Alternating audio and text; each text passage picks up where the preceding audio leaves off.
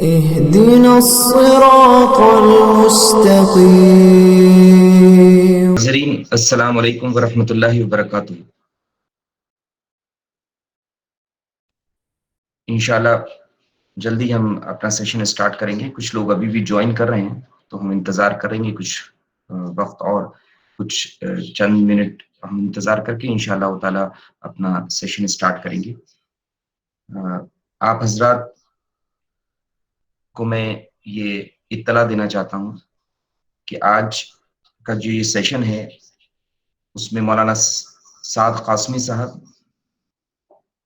جو farmer head of the department and headmaster of Azan International Institute of Islamic Studies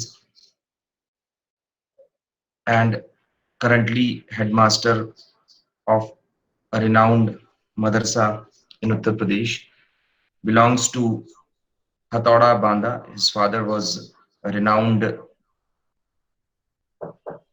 Alim-e-Deen in the famous madrasa at Hatauda. And his brother Maulana Talha Sahab is also a renowned alim, right now based at Mumbai. He is with us and will be talking to us on the topic of Quran. The next session will be followed,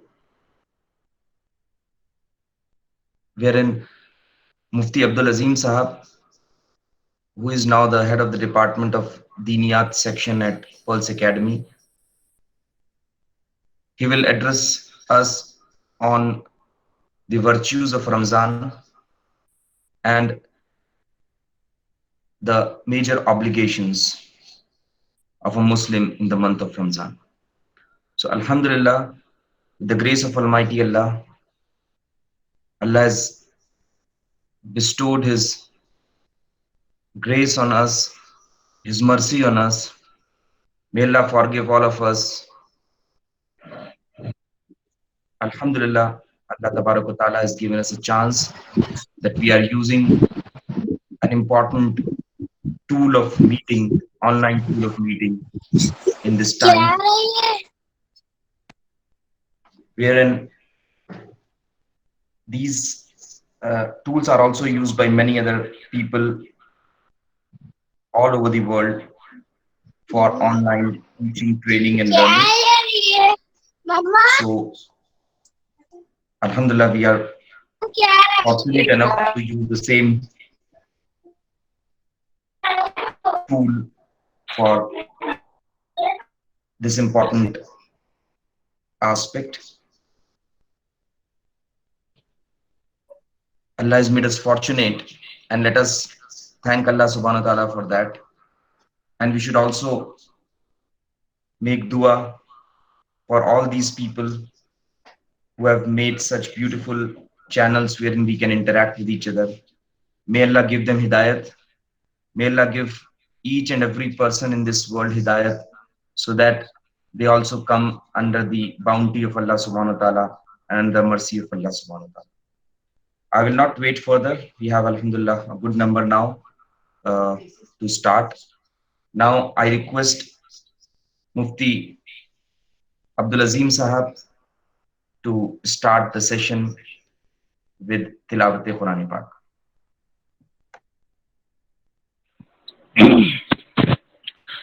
أعوذ بالله من الشيطان الرجيم. بسم الله الرحمن الرحيم. والعاديات ضبحا فالموريات قدحا فالمغيرات صبحا فأثرن به نقعا فوسطن به جمعا إن الإنسان لربه لكنود وإنه على ذلك لشهيد وإنه لحب الخير لشديد أفلا يعلم إذا بعثر ما في القبور وحصل ما في الصدور إن ربهم يومئذ خبير صدق الله العظيم.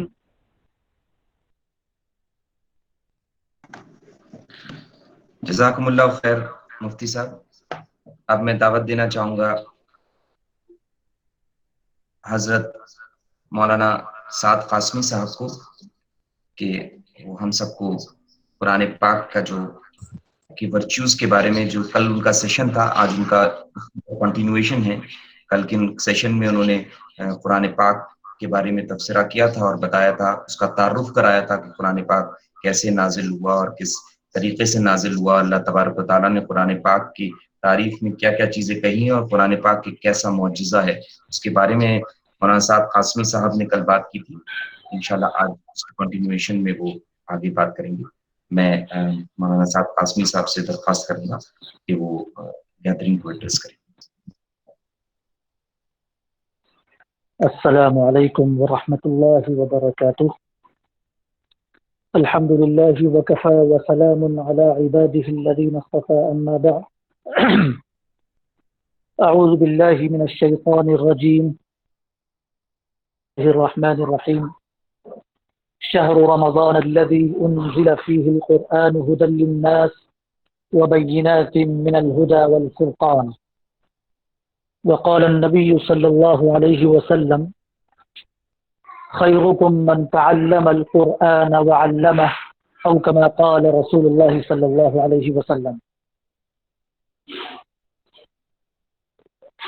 کل قرآن کے حوالے سے چند باتیں عرض کی گئی تھیں. قرآن کا تعارف، قرآن کی اہمیت اور قرآن کے جمع اور اس کے تدوین، اس کو لکھے جانے کے مرحلے پر روشنی ڈالی گئی تھی. آج کا سیشن قرآن کے فضائل کے اوپر ہے. قرآن کی بے شمار فضیلتیں ہیں قرآن کے پڑھنے اور پڑھانے کی، قرآن کے علوم کو سیکھنے اور سکھانے کی. اس سے پہلے میں یہ بتلانا ضروری سمجھتا ہوں کہ قرآن کا رمضان المبارک کے ساتھ ایک بہت خاص تعلق ہے. اللہ سبحانہ و تعالیٰ نے رمضان المبارک کے خاص مہینے کو منتخب فرمایا اپنے کلام پاک کو نازل فرمانے کے لیے، اور اس رمضان المبارک میں اس کلام پاک کا نازل ہونا ہی اس کی عظمت کے لیے کافی تھا. لیکن اس کے بعد بھی اللہ سبحانہ و تعالیٰ نے قرآن پاک میں بے شمار مقامات پر خود قرآن پاک کی عظمت کو بیان فرمایا ہے. ہم جو دوسری سورت قرآن پاک کی پڑھتے ہیں سورۃ الفاتحہ کے بعد سورہ بقرہ، اس کی شروعات یہاں سے ہوتی ہے الف لام میم ذالک الکتاب لا ریب فیہ ھدی للمتقین. اللہ فرماتے ہیں کہ یہ ایسی کتاب ہے جس میں شک اور شبے کی کوئی گنجائش نہیں ہے، اس میں شک کیا ہی نہیں جا سکتا، بلا ریب اور بلا شک کی یہ کتاب ہے. ھدی للمتقین، اور یہ متقین کے لیے ہدایت ہے. جو انسان اللہ سے ڈرتا ہے، اللہ کا تقوی اختیار کرتا ہے، اللہ سے محبت رکھتا ہے، یہ کتاب اس کے لیے راہ ہدایت کا پیغام لے کر کے آتی ہے. اس کتاب کی عظمت کیا ہے اس کو خود قرآن پاک نے دوسرے موقع پر ارشاد فرمایا کہ ہم نے اس قرآن پاک کو لو انزلنا هذا القرآن على جبل لرأيته خاشعا متصدعا من خشیت اللہ.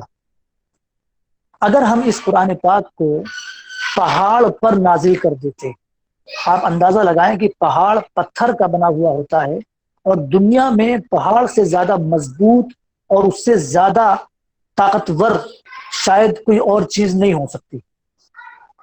لیکن اللہ فرما رہے ہیں کہ یہ قرآن کی عظمت ہے کہ اگر میں اس کو پہاڑ پر نازل کر دیتا تو یہ پہاڑ اللہ کے خشیت سے، اللہ کے خوف سے ریزہ ریزہ ہو جاتا.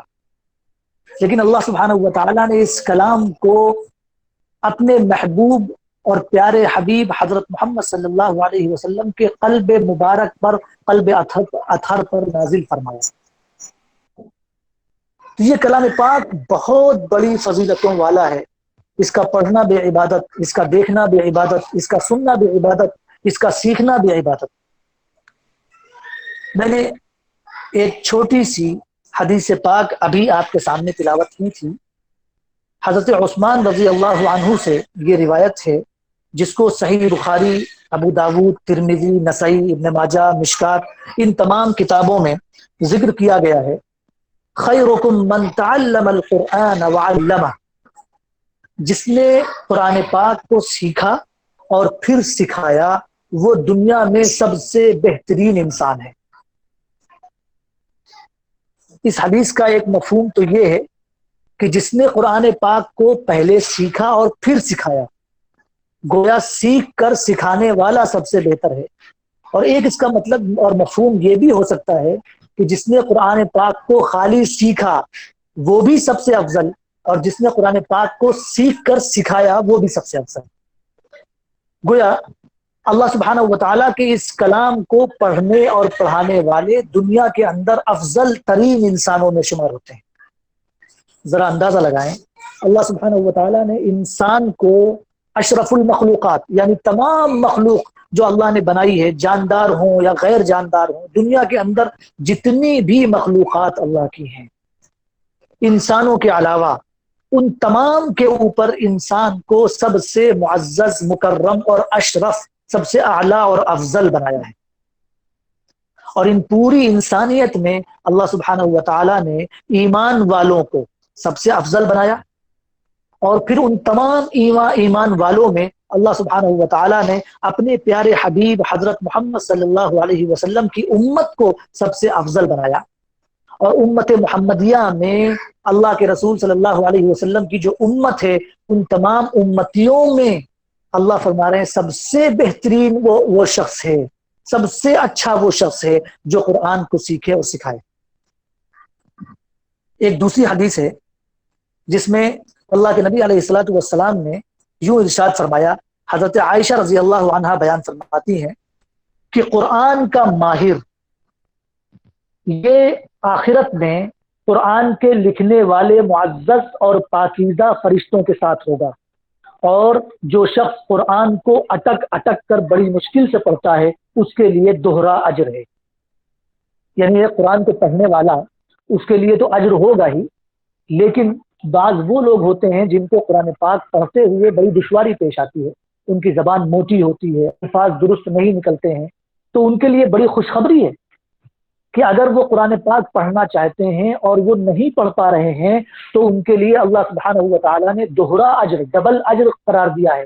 ایک تو اجر ہے قرآن کے پڑھنے کا، اور ایک اجر ہے قرآن کو اپنی محنت اور مشقت سے پڑھنے کی کوشش کرنے کا. کتنے خوش نصیب ہے وہ لوگ جو قرآن پاک کو پڑھنا چاہتے ہیں. ایک اور حدیث ہے جس میں اللہ کے نبی علیہ الصلوۃ والسلام نے ارشاد فرمایا، اور بڑی پیاری حدیث میں یوں ارشاد فرمایا، ان اللہ یرفع بهذا الكتاب اقواما ويضع به آخرین. اس کو عمر ابن خطاب رضی اللہ عنہ نے نقل فرمایا ہے، اور صحیح مسلم کے اندر یہ روایت ہے. فرمایا اللہ سبحانہ و تعالی اس کتاب کے ذریعے، یعنی کلام اللہ، اس قرآن پاک کے ذریعے سے بہت سارے لوگوں کو عزت کی بلندیاں عطا فرماتا ہے، اور بہت سارے لوگوں کو جن کو عزت کی بلندیاں نہیں ملیں گی ان کو اللہ سبحانہ و تعالی ذلیل فرما دے گا اور گرا دے گا. جو اس قرآن کو سیکھیں گے، اس کو سکھائیں گے، جو قرآن کے معانی اور مفاہیم کو سمجھنے کی کوشش کریں گے اور اس کو لوگوں تک پہنچائیں گے، اللہ سبحانہ و تعالیٰ ان کو عزت کی بلندیاں عطا فرمائیں گے. اور جو قرآن کی بات نہیں مانیں گے اللہ سبحانہ و تعالیٰ ان کو گرا دیں گے. یہاں پر میں اپنے جو پیارے پیارے چھوٹے بچے مجھے سن رہے ہیں، میں ان کو ایک خوشخبری سنانا چاہتا ہوں. اللہ کے رسول علیہ الصلوۃ والسلام نے قرآن پاک سیکھنے کے اوپر بڑا بہترین اجر اللہ کی طرف سے ملنے کا وعدہ فرمایا ہے. جو لوگ قرآن کو پڑھنا چاہتے ہیں، جو سیکھنا چاہتے ہیں، جو حفظ کرنا چاہتے ہیں، جو بچے یاد کرنا چاہتے ہیں، ان کو میں شوق دلانا چاہتا ہوں کہ دیکھیے اللہ کے رسول علیہ الصلوۃ والسلام نے ایک موقع پر ارشاد فرمایا کہ جو شخص قرآن کو پڑھتا ہے اور قرآن کو یاد کرتا ہے، قرآن کا حافظ بنتا ہے، تو اللہ سبحانہ و تعالی قیامت کے دن اس شخص کو، اس طالب علم کو، اس بچے کو جس نے قرآن پاک کو حفظ کیا ہوگا، چاہے اس نے ایک آیت حفظ کی ہو یا پورا قرآن پاک حفظ کیا ہو، اللہ سبحانہ و تعالیٰ کل قیامت کے دن ان کے والدین کو ایک ایسا تاج عطا فرمائیں گے جس کی چمک سورج کی چمک سے زیادہ تیز ہوگی۔ میرے بچے پیارے پیارے جو سن رہے ہیں وہ دیکھیں کہ دن کے وقت میں سورج کی روشنی کتنی زیادہ تیز ہوتی ہے کہ پوری دنیا اس سے منور ہوتی ہے اور ہم کو روشنی کی ضرورت نہیں پڑتی سورج کے سامنے، لیکن اللہ سبحانہ و تعالیٰ جب تاج عطا فرمائیں گے ان کے والدین کو تو وہ تاج کی روشنی سورج کی روشنی سے زیادہ تیز ہوگی۔ اللہ اکبر۔ اور صرف یہی نہیں بلکہ آگے ارشاد فرمایا ایک اور حدیث پاک کے اندر، اللہ سبحانہ و تعالی اس بچے کو جو حافظ قرآن ہوگا اپنے سامنے بلا کر یوں فرمائیں گے، اپنے خاندان کے 10 ایسے لوگوں کو آج تم جنت میں لے جا سکتے ہو جن کے اوپر جہنم واجب ہو چکی تھی۔ اب اندازہ کر لیں کہ شاید ان کے خاندان میں ان کے ماں، ان کے باپ، ان کی بہن، ان کے بھائی، ان کے چچا، پھوپھی، دادا، دادی، ماما، مامی، چچ اور جتنے بھی خاندان کے قریبی افراد ہیں، دور کے افراد ہیں، ان میں سے کوئی بھی اگر اپنے اعمال، برے اعمال کی بنیاد پر جہنم کا مستحق قرار دیا گیا تو اللہ سبحانہ و تعالیٰ اس حافظ قرآن کو اس وقت یہ اتھارٹی دیں گے کہ جاؤ اور جا کر کے ان کا ہاتھ پکڑ کر جو جہنم میں جانے والے ہیں ان کو پکڑ کر جنت میں لے کر چلے جاؤ۔ کیسا موقع ہوگا کہ چھوٹے چھوٹے اس وقت جو معصوم سے بچے حافظ قرآن ہوں گے ان کے پیچھے لوگ لگے ہوں گے، دامن پکڑ رہے ہوں گے، ان کا دامن پکڑ کر کھینچ رہے ہوں گے، بھیا میرا بھی خیال رکھ لینا، مجھے بھی ذرا سفارش کر دینا، میری شفاعت کروا دینا، مجھے جنت میں پہنچوا دینا، جہنم سے نکلوا لینا۔ لیکن وہ صرف 10 لوگوں کو لے جا سکتا ہے۔ وہ خوش نصیب کتنے بڑے لوگ ہیں جن کو اللہ سبحانہ و تعالیٰ نے کئی بچے اور بچیاں دی اور وہ سارے کے سارے حافظ قرآن بن گئے۔ اللہ اکبر۔ اللہ سبحانہ و تعالیٰ ہم سب کو بچے اور بچیاں حافظ قرآن بنانے کی توفیق نصیب فرمائے۔ اور پھر یہ درجہ اور یہ مرتبہ اور یہ عزتیں تو خاندان والوں کو، والدین کو ملتی ہیں، اس بچے کو کیا ملے گی؟ تو سنیے بچے، سنیں اللہ سبحانہ و تعالیٰ نے اپنے پیارے حبیب سے جو وعدہ فرمایا ہے کہ میں بچوں کو کیا دوں گا، وہ فرماتے ہیں، اللہ کے حبیب فرماتے ہیں، یقال لصاحب القرآن اقرأ وارتقی ورتل كما كنت ترتل في الدنيا فإن منزلك عند آخر آية تقرأها۔ اللہ کے رسول فرماتے ہیں صلی اللہ علیہ وسلم کہ قرآن والے سے، جو قرآن پڑھتا ہے اس سے یہ کہا جائے گا کہ اے قرآن والے ادھر آ، پڑھنا شروع کر اور چڑھنا شروع کر۔ یعنی وہاں پر جو درجات ہوں گے، جنت کے درجات ہوں گے، مختلف درجات، پہلا درجہ، دوسرا درجہ، تیسرا درجہ، کتنے درجات ہوں گے اس کا کوئی تذکرہ ہمیں نہیں ملتا کہیں پر۔ لیکن اس حدیث مبارک کے اندر سب سے آخری درجہ جو بیان کیا گیا ہے وہ یوں بیان فرمایا گیا کہ صاحب قرآن سے کہا جائے گا، حافظ قرآن سے کہا جائے گا، پڑھنا شروع کرو، ایک ایک آیت پڑھتے ہوئے درجات کو چڑھتے رہو اور تمہاری آخری منزل وہ ہوگی جہاں پر تمہاری آخری آیت ہوگی۔ اب جس کو جتنا قرآن پاک یاد ہوگا اس کا درجہ، اس کی منزل وہیں تک ہوگی۔ جس نے 10 سورتیں یاد تھیں، 10 آیتیں یاد تھیں، اس کی منزل اور اس کا مرتبہ وہ 10 سیڑھیاں ہیں۔ جس نے 50 سورتیں، 50 آیتیں یاد تھیں، جس نے پورا قرآن پاک یاد کر لیا تو کتنی آیتیں ہو گئیں، وہ درجات کو چڑھتا جائے گا، چڑھتا جائے گا، چڑھتا جائے گا اور ایسی بلندیوں پر پہنچے گا کہ وہاں سے سارے لوگ نیچے نظر آئیں گے۔ کتنا بڑا وعدہ فرمایا اللہ کے نبی علیہ الصلوۃ والسلام نے قرآن پاک کے پڑھنے اور پڑھانے والوں اور قرآن پاک کو یاد کرنے والوں اور ان کے معانی اور مفاہیم کو سمجھنے والوں کے لیے۔ ایک اور حدیث میں آپ کے سامنے پیش کرتا ہوں۔ अल्लाह के नबी अलैहिस्सलातु वस्सलाम ने इरशाद फरमाया कि मन क़रा अल कुरआन व अमिल बिमा फीही, जो मैंने अभी आपके सामने बात की थी कि अल्लाह के रसूल सल्लल्लाहु अलैहि वसल्लम उनके वालिदैन को ताज पहनाएंगे, उसमें एक छोटी सी बात रह गई थी। उसमें यूं इरशाद फरमाया कि फमा ज़न्नुकुम बिल्लज़ी अमिल बिहाज़ा, कि जब वालिदैन को और खानदान वालों को इतने बड़े बड़े मर्तबे मिलेंगे कि वालिदैन को ताज पहनाया जाएगा, तो फिर तुम्हारा क्या ख्याल है उस शख्स के बारे में जो खुद कुरान पर अमल करने वाला होगा, उसको कैसे दर्जा मिलेंगे, उसको कैसी इज्जतें और कैसी तकरीम और कैसा इकराम और कैसा एजाज मिलेगा अल्लाह के यहाँ। अल्लाह अकबर। उस दिन तो वो दुल्हे होंगे, जैसे जिस शख्स की शादी होती है तो शादी वाले दिन जो दुल्हा होता है उसकी हर बात मानी जाती है, उसको हर इकराम से नवाजा जाता है। अल्लाह सुब्हानहू व तआला के यहाँ ऐसे शख्स को हर तरह का इकराम दिया जाएगा, हर तरह की इज्जतें दी जाएंगी।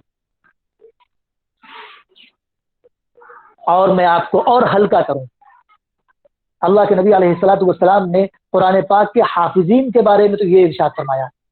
बहुत सारे लोग वो हैं जो ये सोच रहे होंगे कि हमारी उम्र तो निकल चुकी, अब हम बूढ़े हो गए, या हमारी उम्र इतनी हो गई कि अब कुरान पाक का हिफ्ज कर पाना तो मुश्किल है। तो मेरे भाइयों, दोस्तों, बुजुर्गों, मेरी बहनों, मेरे बच्चों, मेरे प्यारे प्यारे भाइयों और बच्चों, क्या हम कुरान पाक की चंद आयतें और चंद सूरतें भी याद नहीं कर सकते?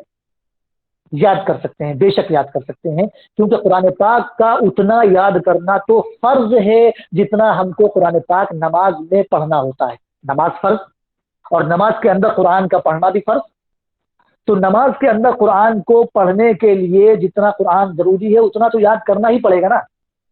और जिसको मौका मुयस्सर हो वो उससे ज्यादा याद करने की कोशिश करे, क्योंकि अल्लाह के नबी अलैहिस्सलातु वस्सलाम की मैं आपको चंद अहादीस सुनाता हूँ। अल्लाह के नबी ने क्या इरशाद फरमाया, क्या खुशखबरी सुनाई है उन लोगों के लिए जो कुरान पाक को याद करने की फिक्र करते हैं। क्या फरमाया? हदीस पाक में है कि इस हदीस को बयान करने से पहले मैं एक छोटी सी वजाहत करना चाहता हूं। वो ये कि आज हमारे जमाने में सबसे ज्यादा हमारे लिए जो पसंदीदा चीज है, सबसे महंगा जो माल है, वो क्या है? सोने और चांदी, हीरे जवाहरात हैं। जब हम किसी को देने की, इनाम देने की बात करते हैं तो हम क्या बात करते हैं कि मैं तुमको इतना इनाम दूंगा, मैं तुमको पैसे दूंगा, मैं सोना दूंगा, मैं चांदी दूंगा, मैं तुमको हीरे जवाहरात दूंगा, या मैं तुमको प्रॉपर्टी दूंगा, मैं तुमको ये दूंगा और वो दूंगा। ये आज के जमाने में सबसे बड़ी चीज तस्वुर होती है। अहले अरब के यहाँ ये मकूला मशहूर था कि जब वो किसी को कोई चीज देने की बात करते थे तो कहते थे मैं तुमको ऊंट दूंगा, क्योंकि ऊंट अहले अरब के यहाँ सबसे ज्यादा महंगी चीज और सबसे ज्यादा काबिल इज्जत और तकरीम वाली चीज थी। और ऊंट में भी ऊंटनी ज्यादा अहमियत की चीज थी, और ऊंटनियों में भी वो ऊंटनी जिसके पेट में बच्चा हो, वो ऊंटनी सबसे ज्यादा काबिल एहतराम और बहुत ज्यादा यानी महंगा माल तस्वुर होता था। एजाज और इकराम में वो चीजें मिला करती थी। अल्लाह के नबी अलैहिस्सलातु वस्सलाम ने इस हदीस मुबारक के अंदर इरशाद फरमाया, हजरत अबू हुरैरा रज़ी अल्लाहु अन्हु इसके रावी हैं और सही मुस्लिम के अंदर इसको रिवायत किया गया है। फरमाते हैं, क्या तुम में से कोई शख्स ये चाहता है कि जब वो अपने घर वालों के पास लौट कर आए तो वो देखे कि उसके यहाँ 3 हामिला, 3 बच्चे वाली मोटी मोटी ऊंटनियां खड़ी हैं? साहबा कहते हैं कि हमने अर्ज किया, जी हाँ अल्लाह के रसूल, ये तो हम चाहते हैं कि हमारे यहाँ 3 ऊंटनियां हो। अल्लाह के नबी ने इरशाद फरमाया, जो 3 आयतें तुम में से कोई शख्स अपनी नमाज में पढ़ता है, ये उसके लिए उन 3 मोटी ऊंटनियों से, हामिला ऊंटनियों से कहीं ज्यादा बेहतर।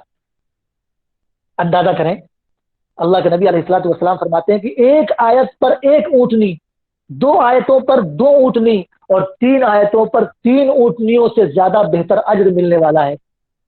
तो इसका मतलब ये हुआ कि अगर इंसान पूरा कुरान पाक याद कर ले तो हर आयत पर उसको 1 ऊंटनी, जो भी बच्चे वाली और मोटी, जिसको बहुत ही बड़ा सौदा करार दिया गया है, उससे ज्यादा बेहतर अज्र मिलने वाला है, ये इंसान को मिलने वाला है।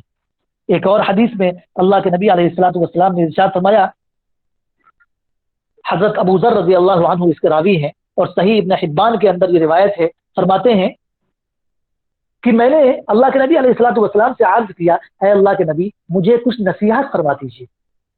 अल्लाह के नबी अलैहिस्सलातु वस्सलाम ने फरमाया कि अल्लाह से डरते रहो, ये हर मामले की जड़ है। वो फरमाते मैंने अर्ज किया कुछ मजीद इरशाद फरमाइए।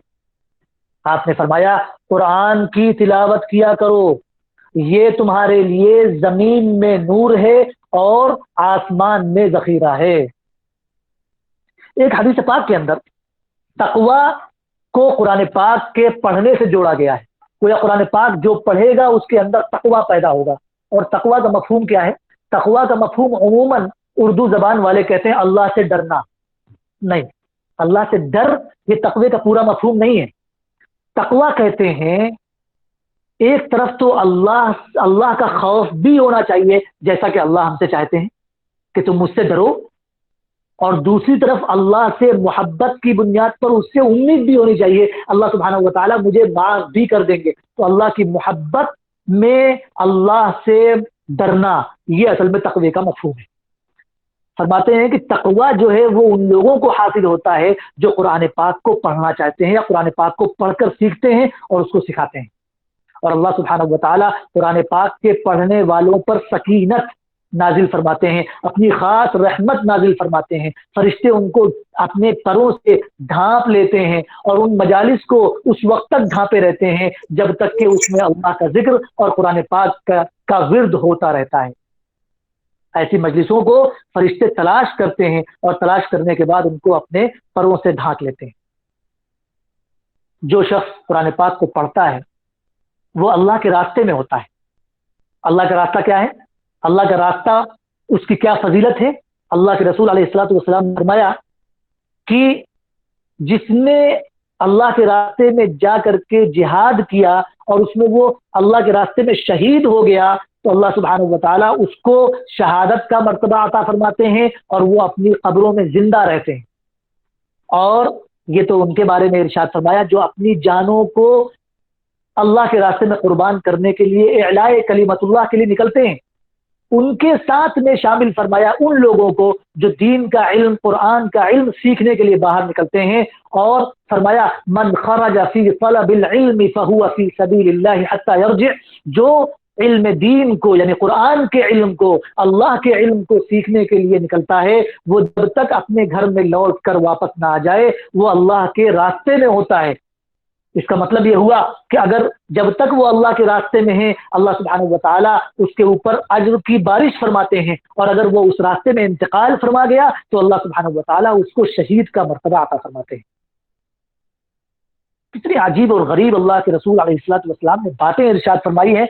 बेशुमार फजाइल हैं कुरान पाक के पढ़ने वालों के और पढ़ाने वालों के। मैं अगर इसको बयान करूं तो शायद पूरी रात ना काफी हो। मैं बहुत ही जो कुरान का मग़ज़ है कुरान के हवाले से वो उस पर बात कर रहा हूँ। चंद ही अहादीस मैंने आप लोगों के सामने पेश की हैं। मैं एक दो बातें और पेश करके फिर आपसे इजाजत लूंगा।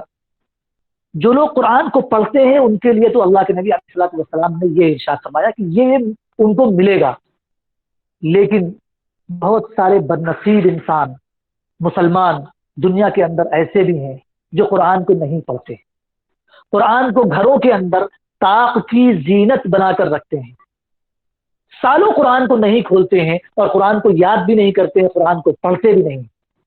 कितने बदनसीब हैं वो। अल्लाह के नबी अलैहिस्सलातु वस्सलाम ने इरशाद फरमाया, क्या इरशाद फरमाया? अपने खुले हुए कानों से आप लोग सुने। फरमाया ला तजअलू बुयूतकुम मकाबिरा, अपने घरों को कब्रिस्तान मत बनाओ। इन्न शैतान यनफिरु मिनल बैतिल्लज़ी यक़रअु फीही सूरतुल बक़रा, क्योंकि शैतान उस घर से भाग जाता है जिसमें सूरे बकरा पढ़ी जाती है। इसका मतलब यह हुआ कि कुरान पाक जिस घर में नहीं पढ़ा जाता वो कब्रिस्तान है, कब्रिस्तान जैसा सन्नाटा है वहां पर। तो अपने घरों को कब्रिस्तान मत बनाओ। अल्लाह के नबी अलैहिस्सलातु वस्सलाम कितना सख्त जुमला इरशाद फरमा रहे हैं, हम जरा अंदाजा लगाएं कि हम क्या कर रहे हैं। और उनसे भी ज्यादा बदनसीब वो लोग हैं जो कुरान पाक को सीखने की भी फिक्र नहीं करते। आप अंदाजा करें कितने दुनिया के अंदर ऐसे हैं जिनको कुरान पाक पढ़ना नहीं आता, और जिनको कुरान पाक पढ़ना नहीं आता وہ لوگ نماز کیسے پڑھتے ہیں؟ ظاہر ہے کہ نماز اس وقت تک مکمل نہیں ہو سکتی جب تک کہ قرآن پاک کو درست پڑھنا نہ آ جائے۔ ہم اپنے کاروبار کے حوالے سے، اپنی صحت کے حوالے سے اتنے زیادہ جاگروک ہوتے ہیں، اتنے اویئر ہوتے ہیں کہ ہم بھاگ بھاگ کر جا کر کاروباری معاملات میں جاننے والوں سے صلاح لیتے ہیں۔ ہم گھر بنواتے ہیں تو کسی بڑے انجینئر سے بات کرتے ہیں، ہماری صحت خراب ہوتی ہے تو ہم ڈاکٹر کے پاس جاتے ہیں اور بار بار اس سے پوچھتے ہیں کہ کیا تبدیلی آ رہی ہے، کیا بہتری آ رہی ہے۔ لیکن افسوس کا مقام یہ ہے کہ قرآن پاک پوری زندگی گزرنے کے بعد بھی ہم جا کر کسی حافظ قرآن، محلے کے امام صاحب، کسی عالم دین کے پاس پہنچ کر اس سے درخواست نہیں کرتے، حضرت میری سورہ فاتحہ سن لیجئے۔ پتہ نہیں میری سورہ فاتحہ درست بھی ہے یا نہیں، ہم یہ مان کر چلتے ہیں کہ ہماری سورہ فاتحہ بالکل درست ہے، اور ہم یہ مان کر چلتے ہیں کہ ہم نے جو بھی قرآن پاک پڑھا اور یاد کیا ہے وہ بالکل درست ہے، اس کو سنا کر تصحیح کرنے کی کوئی ضرورت نہیں ہے۔ میں معافی چاہتا ہوں، لیکن یہ عرض کرنا ضروری سمجھتا ہوں کیونکہ یہ میرا دینی فریضہ ہے۔ میں آپ کو بتلانا چاہتا ہوں 90% مسلمانوں کا قرآن پاک درست نہیں ہے، اور جب وہ غلط قرآن پاک پڑھتے ہیں تو اللہ سبحانہ وتعالیٰ ان کے اوپر رحمت نازل نہیں فرماتے، ان کے اوپر سکینت نازل نہیں فرماتے، اللہ اپنا غصہ اور اپنا غضب نازل فرماتے ہیں۔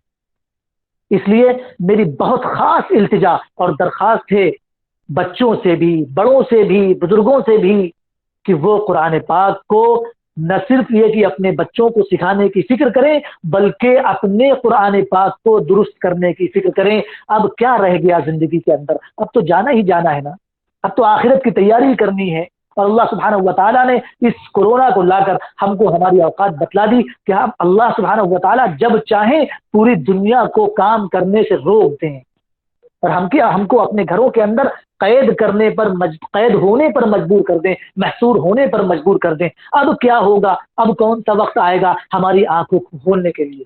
قرآن پاک میں ارشاد فرمایا الم یأن للذین آمنوا ان تخشع قلوبهم لذکر اللہ، کیا ایمان والوں کے لیے اب بھی وقت نہیں آیا ہے کہ وہ اللہ کے ذکر سے ان کا دل خشیت حاصل کرے، اللہ کے ذکر سے ڈرے؟ یہ موقع ہے کہ ہم اللہ سبحانہ وتعالیٰ کو راضی کریں اور یہ عہد کریں کہ ہم قرآن پاک کو یاد کرنے کی فکر کریں گے۔ ملے گا ہم قرآن پاک کو یاد کریں گے، اور خالی یاد نہیں کریں گے بلکہ صحت کے ساتھ، تجوید کے ساتھ اس کو پڑھنے کا اہتمام کریں گے۔ بہت مبارکباد کے مستحق ہیں یہ پلس اکیڈمی والے، ڈاکٹر نیر اقبال صاحب، ان کی ٹیم، اور مفتی عبدالعزیز صاحب اور ان کی ٹیم، کہ انہوں نے ایک بہت بڑا اقدام کرتے ہوئے رمضان المبارک کے اندر پورے مہینے روزانہ قرآن پاک کی کلاس چلانے کی ترتیب بنائی ہے۔ اللہ سبحانہ وتعالیٰ ان کے اس کام کو قبول فرمائے، کامیاب فرمائے، اور آپ تمام لوگوں کو اور مجھے بھی قرآن پاک سیکھ کر سکھانے کی اور عمل کرنے کی توفیق عطا فرمائے۔ وآخر دعوانا ان الحمد للہ رب العالمین، والسلام علیکم ورحمۃ اللہ وبرکاتہ۔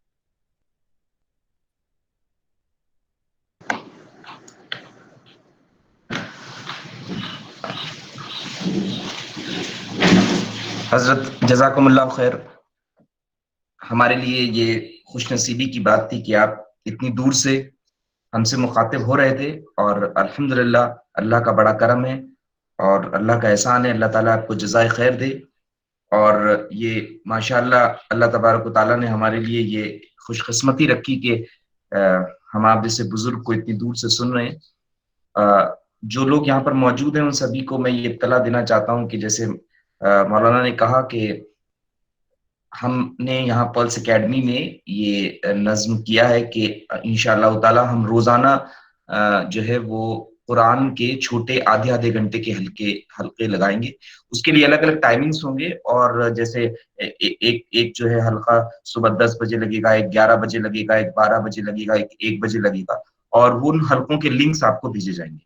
آپ اپنی کنوینئنس سے، اپنے حساب سے، اپنے جو آپ کی روزانہ کی ترتیب ہے اس کے حساب سے آپ اپنے حساب سے کسی بھی حلقے میں شامل ہو سکتے ہیں، اور وہاں پر کوشش کی جائے گی کہ جن لوگوں کا قرآن جو ہے وہ اور مزید درست کیا جا سکتا ہے اس کے تعلق سے جو ہے وہ کوشش کی جائے گی۔ الحمدللہ ہمارے معلمین اور معلمات جو ہیں وہ اس چیز کے لیے اپنے آپ کو تیار کر چکے ہیں۔ انشاءاللہ تعالی ہم کل یا پرسوں سے اس چیز کو سٹارٹ کر دیں گے۔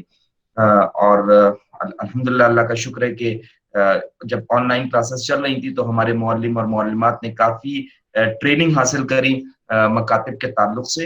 اور دوسری انفارمیشن آپ حضرات کو میں یہ بھی دینا چاہوں گا کہ موتی والا گروپ آف اسکولس نے ایک اور اہم چیز سامنے لوگوں کے رکھی، اور الحمدللہ اس کا جو رسپانس ملا اس کے وجہ سے ہمارے جو چیئر پرسن ہیں جناب اشفاق موتی والا صاحب، انہوں نے یہ طے کیا ہے.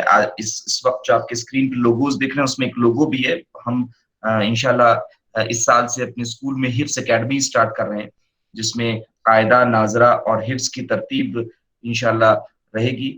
آپ سبھی حضرات سے گزارش ہے کہ آپ سبھی اپنی دعاؤں میں یاد رکھیں. رمضان کا مبارک مہینہ آ رہا ہے. اللہ تبارک و تعالیٰ سے ہمیں یہ بہت امید ہے کہ اللہ اپنے غضب کو تھوڑا کم کریں گے، اللہ تبارک و تعالیٰ ہمارے اوپر رحم کریں گے. اور اس سے بڑی اور رحم کی چیز کیا ہو سکتی ہے کہ اللہ تبارک و تعالیٰ ہمارے اسکول میں ہمارے بچوں کو قرآن کی تعلیم ملے، وہ قرآن سیکھیں، قرآن کو یاد کریں، قرآن کو اپنے دلوں میں محفوظ کریں، قرآن کو دوسروں تک پہنچائیں، اور پھر جو قرآن میں دیا ہے اس کے اوپر عمل کریں. یہ تو اللہ کی بہت بڑی رحمت ہے. انشاءاللہ تعالیٰ مجھے امید ہے کہ اس تعلق سے جو ہے وہ اللہ تعالیٰ ہماری مدد کریں گے، اور انشاءاللہ تعالیٰ ہمارے اوپر جو ذمہ داریاں ہیں جو اللہ نے ہمیں دی ہیں، ہم انشاءاللہ اس کو ادا کرنے کی کوشش کریں گے. اب میں بنا کسی تاخیر کے مفتی عبدالعظیم صاحب کو دعوت دوں گا. he is just not a part of Pulse Academy, but he is a wonderful person. He is very much attached to the students in the school. مفتی عبدالعظیم صاحب کو ہمارے سارے بچے بہت پیار اور محبت کرتے ہیں. ہماری یہ آج جو بچے یہاں موجود ہیں پلس اکیڈمی کے، ان کے پیرنٹس، ہماری خوش نصیبی ہے کہ آج مفتی صاحب جو ہیں وہ ہم سے مخاطب ہوں گے. میں مفتی صاحب سے درخواست کروں گا کہ ہمارے بچوں کو اور ان کے پیرنٹس کو مخاطب کریں.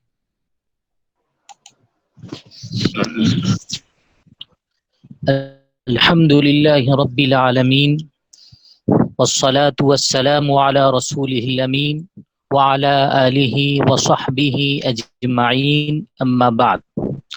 قال الله عز وجل في القرآن الكريم والفرقان الحميد: فأعوذ بالله من الشيطان الرجيم، بسم الله الرحمن الرحيم، يا أيها الذين آمنوا كتب عليكم الصيام كما كتب على الذين من قبلكم لعلكم تتقون. صدق الله المولانا العظيم وصدق رسوله النبي الكريم.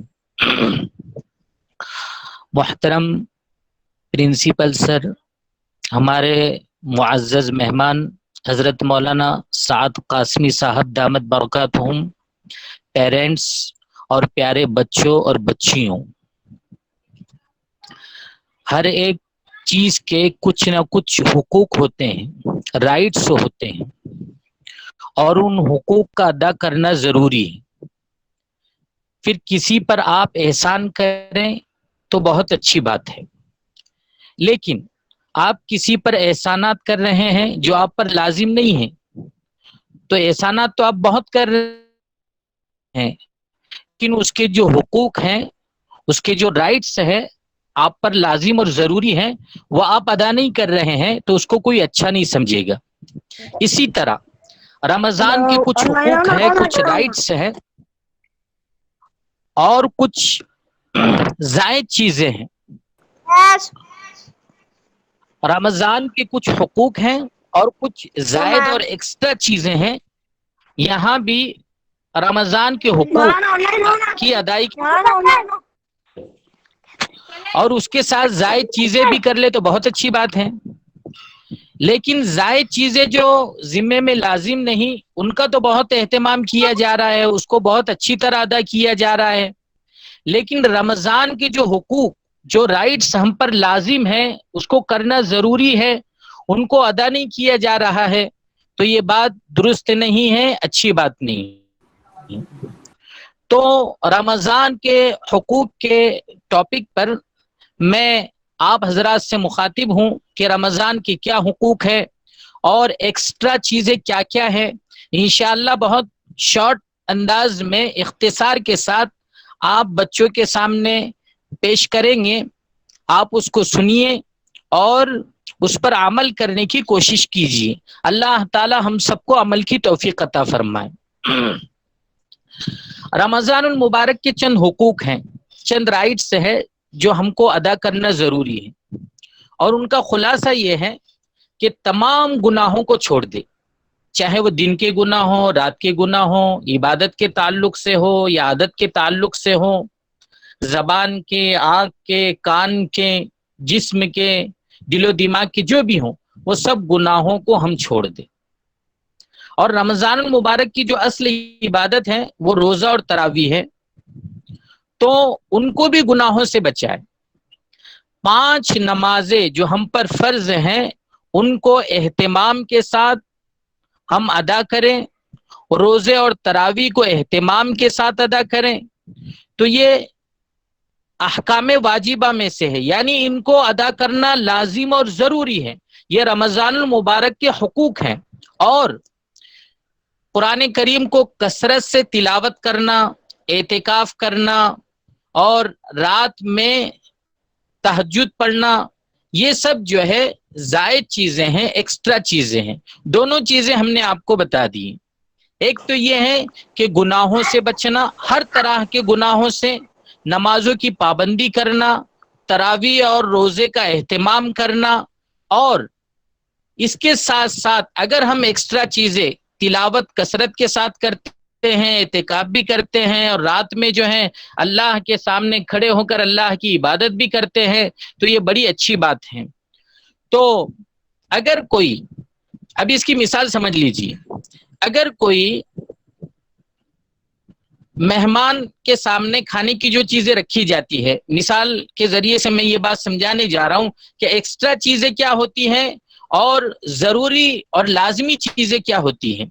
اب دیکھیے، آپ کے گھر کوئی مہمان آئے تو مہمان کے سامنے کھانے کے لیے جو چیزیں رکھی جاتی ہے ان میں اصل چیز تو گوشت اور روٹی ہوتی ہے. جیسے آپ نے کوئی کھانا وغیرہ بنایا تو اس میں اصل چیز تو گوشت اور روٹی ہے، باقی جو چیزیں ہوتی ہے وہ مربع، اچار، چٹنی وغیرہ، تو یہ دسترخوان کی زینت ہوتی ہے. یہ چیزیں، جو چیز ہم کھا رہے ہیں اس کو ہضم کرنے میں یہ چیزیں مددگار ہوتی ہیں، اور اس کے ذریعے سے کھانے میں لذت بھی پیدا کی جاتی ہے.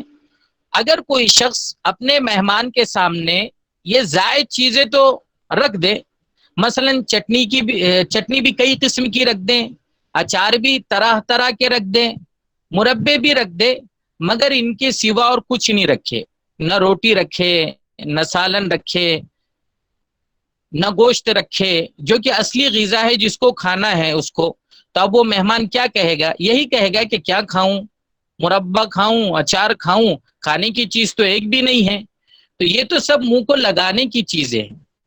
اگر اسی طرح آپ نے اپنا رمضان اس حالت میں اللہ تعالیٰ کے سامنے پیش کیا کہ اس میں اصل چیز تو ہے ہی نہیں، اس میں اصل چیز تو ہے ہی نہیں، یعنی نمازیں 5 نمازیں پابندی کے ساتھ آپ کو پڑھنا تھی، آپ نے اس میں آناکانی کی، صبح جو ہے رات میں سوئے اور سحری کر کے سوئے تو فجر کی نماز آپ نے غائب کر دی، اور پھر جو ہے فجر بعد کچھ لوگ سوئے تو ظہر کی نماز انہوں نے قضا کر دی، تو اب نمازوں میں آناکانی کی، اور تراویح بھی جو ہے ڈھنگ کی نہیں پڑی، تو اصل چیز جو تھی وہ آپ نے کی نہیں. مگر زائد جو چیزیں تھی، جیسے زائد چیزیں آپ نے تلاوت کی، آپ نے جو ہے رات میں کچھ دیر کے لیے اللہ کے سامنے عبادت کی، تو اب آپ بتائیے اصل چیز تو آپ کے رمضان میں اللہ کے سامنے پیش کرنے کے لیے ہے نہیں، اور زائد چیزیں آپ اللہ تعالیٰ کے سامنے پیش کر رہے ہیں، تو کیا آپ کا یہ رمضان قبول ہوگا؟ اگر آپ کے پاس اصل چیز تو ہے مگر آپ کے پاس ایکسٹرا چیزیں نہیں، یہ دوسری چیز سمجھا رہا ہوں آپ کو، اس کو دھیان سے سمجھیے. پہلی چیز تو میں نے یہ کہا کہ آپ کے پاس اصل چیز نہیں ہے، زائد چیزیں ہیں، تو آپ کا رمضان قبول نہیں ہوگا. اور اگر آپ کے پاس اصل چیز ہے، یعنی دن بھر آپ گناہوں سے بچتے رہے، آپ جھوٹ نہیں بولے، آپ نے کسی کی غیبت نہیں کی، آپ نے فضول باتیں نہیں کی، آپ نے ٹی وی نہیں دیکھی، آپ سب گناہوں سے آپ بچتے رہے، اور آپ نے سحری بھی حلال کھانے سے کی، آپ نے افطار بھی حلال کھانے سے کی، پھر چاہے رات کو آپ اچھی طرح سوتے رہے، آپ نے تہجد بھی نہیں پڑھی، وظیفے بھی نہیں پڑھے، مگر یہ کہ گناہوں کے پاس نہ بھٹکے، تو آپ کا رمضان بخدا اس شخص سے اچھا ہے۔ آپ توجہ دیجئے کہ آپ کا رمضان بخدا اس شخص سے اچھا ہے کہ جس کی تہجد بھی ہے، چاشت بھی ہے، ذکر و اذکار بھی کر رہا ہے، تلاوت بھی کر رہا ہے، استغفار بھی کر رہا ہے، سب کچھ ہے، مگر ساتھ ہی ساتھ غیبتیں بھی کر رہا ہے، جھوٹ بھی بول رہا ہے، دھوکے دینے کے پلان بھی بنا رہا ہے، برائی بھی کر رہا ہے، لہو و لعب فضول کاموں میں مبتلا بھی ہے، لڑ رہا اور جھگڑ بھی رہا ہے، اور دل میں کسی کے تعلق سے بغض اور حسد، تو پھر ایسے شخص آپ کا رمضان 10 درجے اچھا ہے۔ یعنی آپ نے 10 چیزیں کم کی، لیکن آپ نے تراویح پابندی کے ساتھ پڑھی، آپ نے روزہ اچھا رکھا، آپ نے 5 نماز اچھی پڑھی، ماں باپ کا جو حقوق واجبات تھے آپ نے وہ ادا کیے، تو آپ کا رمضان بہت اچھا ہے، کیونکہ آپ نے گناہوں سے پاک رمضان کو گزارا ہے۔ اب میں ایک حدیث کے ذریعے سے آپ کو سمجھانے کی کوشش کرتا ہوں۔ یہ حدیث حضرت عبداللہ ابن عباس رضی اللہ عنہما کی حدیث ہے، اور اس کو جو ہے بیہقی نے روایت کیا ہے۔ حضرت عبداللہ ابن عباس رضی اللہ عنہما سے ایک شخص نے، ایک آدمی نے پوچھا کہ یہ بتائیے کہ ایک شخص عمل تو کم کرتا ہے، عمل کم کرتا ہے، یعنی نفلی عبادتیں کم کرتا ہے، نفلی نمازیں بہت کم پڑھتا ہے، لیکن زیادہ تر وہ جو ہے فرائض، جو 5 نمازیں ہیں اس کو پابندی کے ساتھ پڑھتا ہے، اور واجبات کو ادا کرتا ہے، اور تراویح کو بھی بہت اہتمام سے پڑھتا ہے، تو نفلی عبادتیں، ذکر و اذکار اور تسبیحات زیادہ نہیں کرتا، بہت کم کرتا ہے، لیکن فرائض اور واجبات یہ بہت پابندی اور اہتمام کے ساتھ کرتا ہے، لیکن اس کے گناہ بھی کم ہیں۔ نفلی عبادتیں زیادہ نہیں ہیں، ذکر و اذکار زیادہ نہیں کرتا، لیکن فرائض اور واجبات کی پابندی کرتا اور گناہ بھی کم ہے۔ ایسا شخص آپ کو زیادہ پسند ہوگا، یا آپ کو وہ شخص زیادہ پسند ہوگا جس کی نفلی عبادتیں بھی بہت ہیں لیکن گناہ بہت زیادہ ہے؟ نفلی عبادتیں بھی بہت ہیں، یعنی عبادتیں بھی خوب کرنا اور گناہ بھی خوب کر رہا ہے۔ مثال کے طور پر تہجد کی نماز بھی پڑھ رہا ہے، اشراق کی نماز بھی پڑھ رہا ہے، اوابین بھی پڑھتا ہے، اور قرآن کی تلاوت بھی خوب کرتا ہے، اور ذکر بھی خوب کرتا ہے، اور استغفار بھی خوب کرتا ہے، لیکن ساتھ میں گناہ بھی بہت کرتا ہے۔ تو یہ دونوں لوگوں کے بارے میں حضرت عبداللہ ابن عباس رضی اللہ عنہما سے پوچھا گیا کہ ایک شخص تو وہ ہے فرائض و واجبات کی پابندی کرتا، نفلے اور نفلی عبادتیں کم کرتا ہے، اس کے گناہ بھی کم ہیں۔ دوسرا شخص وہ ہے جو فرائض و واجبات میں اس میں کوتاہی کرتا ہے اور گناہ بہت زیادہ کرتا ہے، اور نفلی عبادتیں بھی اس کی بہت زیادہ ہے۔ تو آپ کے نزدیک کون بہتر ہے؟ تو پہلا شخص جو ہے اس کا عمل کم مگر گناہ بھی کم، اور دوسرا شخص اس کے اعمال زیادہ مگر گناہ بھی زیادہ۔ تو حضرت عبداللہ ابن عباس رضی اللہ عنہما نے فرمایا کہ گناہوں سے حفاظت کے برابر میں کسی چیز کو نہیں سمجھتا، یعنی آدمی گناہوں سے محفوظ ہو جائے، یہ اتنی بڑی نعمت اور اتنا بڑا فائدہ ہے کہ دنیا کا کوئی عمل اس کے برابر نہیں۔ اگر ایک شخص گناہوں سے بچنے کا اہتمام کرے تو نفلی عبادتیں اس کے مقابلے میں کوئی حیثیت نہیں رکھتی۔ تو اس حدیث سے مجھے یہ بتانا ہے، نفلی عبادتیں، میں یہ نہیں بتانا چاہ رہا ہوں کہ بھئی نفلی عبادتیں آپ مت کرو، میں یہ کہہ رہا ہوں کہ آپ فرائض و واجبات کے ساتھ اگر نفلی عبادتیں کرتے ہیں تو نور علی نور، بہت اچھی بات ہے ماشاءاللہ، لیکن اگر آپ اس کے ساتھ گناہ بھی کرتے ہیں تو یہ بہت بڑی جو ہے نقصان کی بات ہے۔ اس حدیث سے مجھے یہ بتانا ہے کہ جتنی نفلی عبادتیں ہیں یہ اپنی جگہ پر بڑی فضیلت کی چیزیں ہیں، لیکن ان نفلی عبادتوں کے بھروسے پر اگر انسان یہ سوچے کہ میں تو نفلی عبادتیں بہت کرتا ہوں اور پھر اس کے نتیجے میں گناہوں سے نہ بچیں، پرہیز نہ کریں، تو یہ بڑے دھوکے کی بات ہے۔ اصل چیز یہ ہے کہ انسان اپنی زندگی میں گناہوں سے بچنے کی فکر کرے۔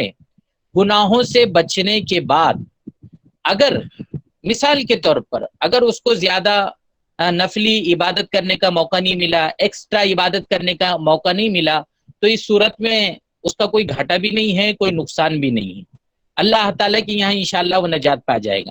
لیکن اگر نفلی عبادت اس نے خوب کی، بہت کی، اور ساتھ میں گناہ بھی بہت کرتا رہا، جھوٹ بولتا رہا، اور دل اور دماغ کے، ہاتھوں کے، پیروں کے، سب کے گناہ وہ کرتا رہا، تو اس کی نجات کی کوئی ضمانت نہیں ہے، کوئی گارنٹی نہیں، کیونکہ یہ بڑا خطرناک معاملہ ہے۔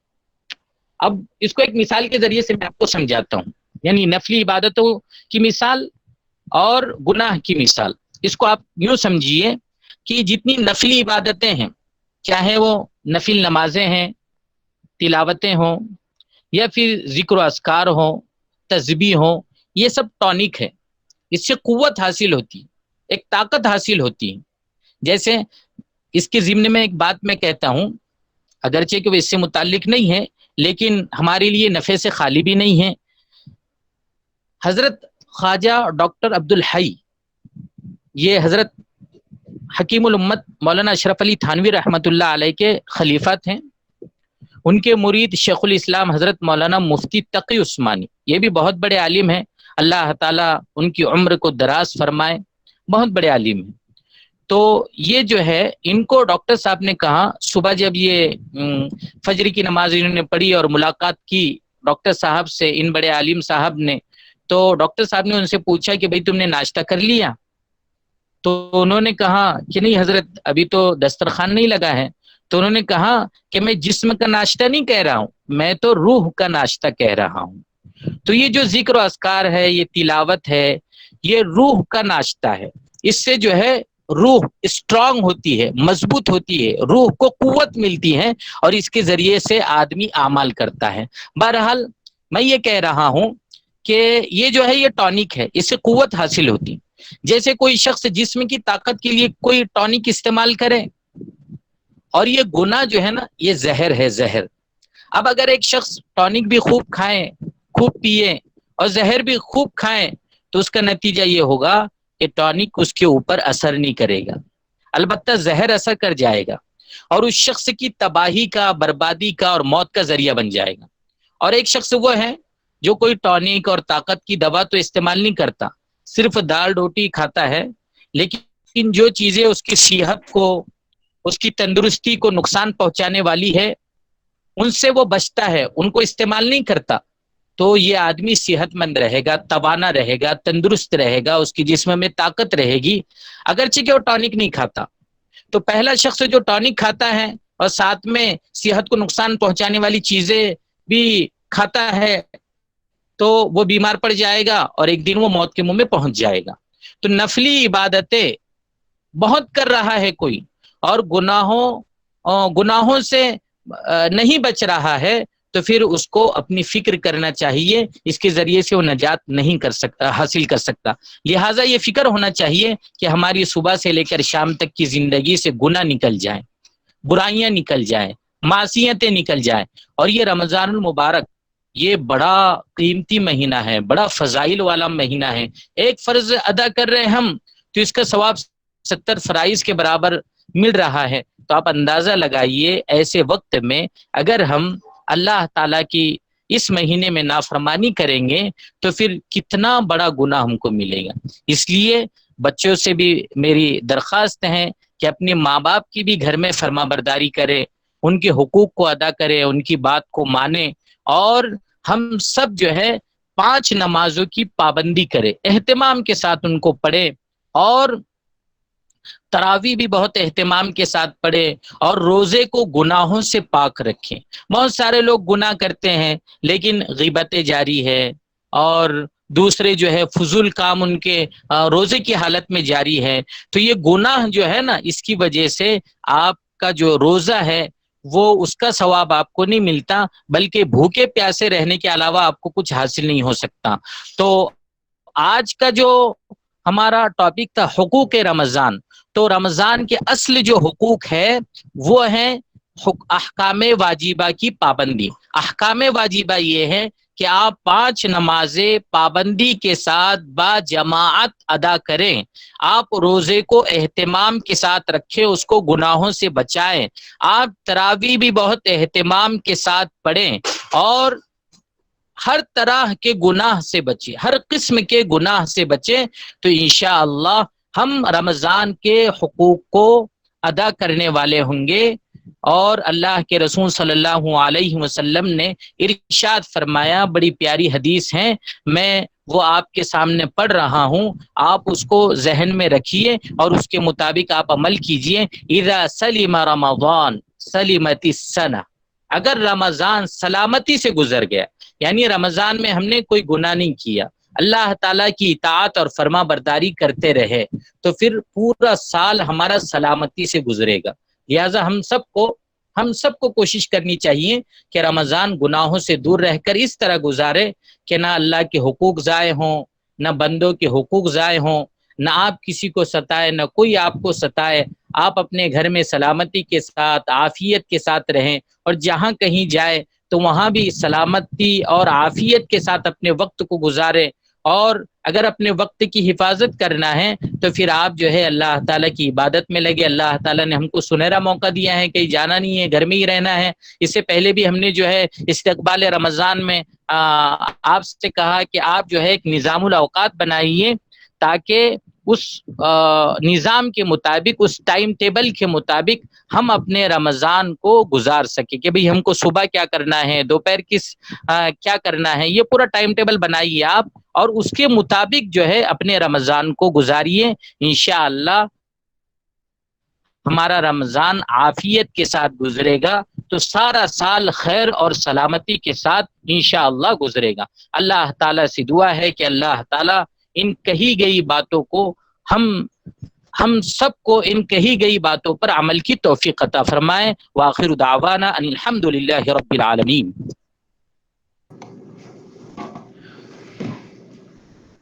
جزاک اللہ مفتی صاحب، آپ نے کچھ اہم باتیں ہمارے سامنے رکھی۔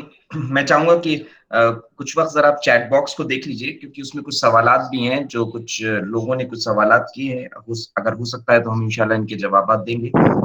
مفتی جی صاحب انشاءاللہ چیٹ باکس دیکھ رہے ہیں، ہم جو ہے وہ آپ لوگوں کے سامنے یہ بات رکھ رہے تھے کہ ہمارا جو یہ نظام ہم نے طے کیا ہے انشاءاللہ تعالیٰ کہ ہم کل سے جو ہے وہ کچھ حلقے، آن لائن حلقے جو ہیں وہ رکھیں گے قرآن کے، اور لنکس بھیجے جائیں گے۔ ہمیں ایسا لگ رہا تھا کہ جو مناسب وقت ہے وہ یہ ہے کہ ہم 10 بجے سے سٹارٹ کریں گے، اور ہر 1.5 گھنٹے کے بعد ایک حلقہ رکھیں گے، صرف آدھے گھنٹے کا، جس کی جو کنوینئنس ہوگی اس حساب سے کر سکتا ہے۔ سو جس سے پہلے 10 o'clock پہ ہوا، پھر 11:30 پہ ہوا، پھر اراؤنڈ 1 o'clock ہوا، تو اس طرح سے ہم اس کو اسپریڈ کریں گے۔ صبح 10 بجے سے لے کے اور تقریباً 3 بجے کے بیچ میں ہم اس کو اسپریڈ کریں گے، جو اپنی کنوینئنس کے حساب سے لوگ آپ کے اس کو جوائن کر سکتے ہیں۔ اگر آپ حضرات کی اس میں کوئی آپ میں سے کوئی اس میں کوئی سجیشن دینا چاہتا ہے تو اپنے چیٹ باکس میں لکھ سکتا ہے۔ دوسری اہم چیز یہ ہے کہ ہم بچوں کے لیے بھی انشاءاللہ تعالیٰ جو ہے وہ ایک نظام بنا رہے ہیں، جس میں ان کی تربیت کے تعلق سے بھی روزانہ ان سے بات کی جائے گی۔ میں چاہوں گا کہ پیرنٹس بھی انکریج کریں اپنے بچوں کو کہ وہ لوگ ان سیشنز کو پابندی کے ساتھ کریں۔ بچوں کے لیے خاص طور پہ یہ بہت امپورٹنٹ ہے کہ وہ اگر بچے ہیں، اگر ابھی ان کے اوپر روزہ فرض نہیں ہوا ہے تو بھی وہ جو ہے وہ اپنے ماں باپ کا ساتھ دیں، اور اس کے اندر جتنے عمل ایسے ابھی مفتی صاحب نے بتایا کہ بہت امپورٹنٹ ہے کہ اس وقت میں ہم گناہوں سے بچیں، تو ہم اپنے ہر ایک اعضاء، اپنے ہر ایک ہم اپنا جو جسم کا جو حصہ ہے ہمارا، اس کے اوپر ہمیں دھیان رہے، چاہے وہ ہماری زبان ہو، چاہے وہ ہمارے کان ہو، چاہے وہ ہماری آنکھ ہو، چاہے ہاتھ پیر ہو، چاہے دل ہو، کوئی بھی، چاہے دماغ ہو، ہر چیز کے اوپر ہماری پینی نظر رہنی چاہیے کہ اس سے کوئی بھی ایسا کام نہ ہو جو اللہ کو ناپسند ہے۔ جب ہم اس بات کا دھیان رکھیں گے اور اذان کی آواز آئے گی تو پیر اپنے آپ نماز کے لیے چلیں گے، جب ہمارے سامنے کوئی غلط چیز ہوگی تو انشاءاللہ تعالیٰ ہم اپنے آپ اس سے بچنے کی کوشش کریں گے۔ اور اسی طریقے سے جیسے کہ ابھی جو مفتی صاحب نے بتایا، ہم بھی کوشش کر رہے ہیں کہ ایک پلانر جو ہے وہ اپنے اسٹوڈنٹس کے لیے بھیجیں، جس کو اسٹوڈنٹس فالو کریں۔ اگر بچے اس کو فالو کریں گے تو انشاءاللہ تعالیٰ اس سے کافی فائدہ ہوگا۔ یہ بھی ہمارے لیے ایک بہت امپورٹنٹ چیز ہے۔ آج مجھ کو اشفاق سر بتا رہے تھے، ہمارے چیئرمین، اشفاق موتی والا صاحب وہ بتا رہے تھے کہ ہو سکتا ہے کہ ہم ایک ترتیب سامنے لے کر آئیں، اس کے اوپر وہ لوگ کام کر رہے ہیں، ابھی پورا نہیں ہوا ہے، انشاءاللہ تعالیٰ اگر ہوا تو موتی والا گروپ کی طرف سے وہ لوگ بڑے علماء کے روزانہ ایک سیشن رکھیں گے آدھے گھنٹے کا، انشاءاللہ تعالیٰ اگر ایسا ہو پایا تو ہمیں گھر بیٹھ کے جو ہے وہ اپنے بڑے علماء سے کچھ سننے کا موقع ملے گا انشاءاللہ تعالیٰ۔ ان ساری چیزوں کے اوپر کوشش کی جا رہی ہے، اور مجھے اللہ کی ذات سے امید ہے کہ اللہ تعالیٰ جو ہے وہ ہم سب کی مدد کرے گا، اور اللہ تعالیٰ اس ماحول میں بھی ہم کو انشاءاللہ اللہ سے جڑے رہنے کا موقع دے گا۔ اور یہ دیکھیے اللہ کا دین کتنا آسان ہے کہ اس کو کہیں پر بھی کیسے بھی کیا جا سکتا ہے، ہم کسی بھی حالت میں ہوں اللہ کے دین کو اگر ہم مضبوطی سے پکڑے ہیں تو اللہ ہم سے خوش رہے گا۔ اور انشاءاللہ تعالیٰ اللہ نے دین کو کیونکہ اتنا آسان بنایا ہے اور اتنا جو ہے وہ اتنا ایزی ہے کہ ہم کسی بھی حالت میں دین کو فالو کر سکتے ہیں۔ مفتی صاحب کیا وہ جو سوالات ہیں کچھ ان کے آپ جواب دینا چاہیں گے؟ جی وہ میں نوٹ کر رہا ہوں وہ سب، انشاءاللہ کل جو ہے میں ان کے جواب دے سکوں گا، سب میں سوالات دیکھ رہا تھا۔ ٹھیک ہے انشاءاللہ، تو مفتی صاحب جو ہیں وہ انشاءاللہ کل جی ان کے جوابات دیں گے آپ کے، وہ ہم نے نوٹ کر لی ہیں، اس کے تعلق سے جو نیکسٹ سیشن ہوگا انشاءاللہ آپ لوگ اس کو اٹینڈ کریے۔ آپ سبھی ذات کا بہت بہت شکریہ، اللہ کی ذات سے امید ہے کہ اللہ تعالیٰ ہمارے اس کہنے سننے کو قبول کرے گا۔ اللہ کی ذات سے مجھے امید ہے کہ انشاءاللہ تعالیٰ جو چیزیں شروع کی گئی ہیں وہ اس سے بھی آگے بڑھیں گی۔ آپ حضرات سے بھی یہ ریکویسٹ ہے کہ ہم کوشش کریں گے کہ لائیو اسٹریمنگ سیشنز کو آگے بڑھائیں، اس میں ہم باقی علماء کو بھی انوالو کریں۔ آپ حضرات کو ہم لنکس بھیجیں گے، آپ بھی کوشش کریے کہ لائیو اسٹریم لنکس کو اپنے ریلیٹیوز اور اپنے جاننے والوں کے پاس بھیجیں، جس سے کہ وہ لوگ بھی اس سے جو ہے وہ استفادہ حاصل کر سکیں، وہ بھی اس سے کچھ سیکھ سکیں۔ انشاءاللہ تعالیٰ اگر آپ کے ذہن میں کوئی بھی بات ہو تو اپنی چیٹ باکس میں لکھ سکتے ہیں۔ میں مفتی صاحب سے ریکویسٹ کروں گا کہ وہ مجلس کے اختتام کی دعا کریں۔